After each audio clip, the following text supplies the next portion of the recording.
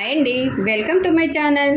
సులువుగా ఈజీగా టేస్టీగా మామిడికాయ కోడిగుడ్డు పులుసు అండి. ఈ పులుసు ఎంతో టేస్టీగా సింపుల్గా ఎలా తయారు చేసుకోవాలో ఈరోజు మన వీడియోలో చూపించబోతున్నానండి.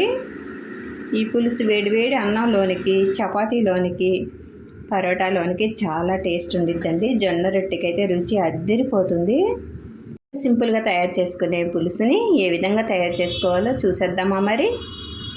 ముందుగా 4 ఎగ్స్ని తీసుకొని ఒక గిన్నెలో వేసుకొని ఎగ్ మునిగేంత వరకు వాటర్ పోసుకోవాలి. అందులోనికి ఒక చిటికెడు ఉప్పు వేసేసుకొని స్టవ్ వెలిగించుకొని సన్న సెగ మీద ఉడికించుకోవాలి. పులుసు కోసం ఎగ్స్ ఉడకబెట్టి పక్కన పెట్టేసుకోవాలి. ఒక 2 ఉల్లిపాయలు సన్నగా తరిగి తీసుకోవాలి. పచ్చిమిర్చి ఇట్లా చీలికలుగా తీసుకుంటే అండి పులుసులో మరిగినప్పుడు ఈ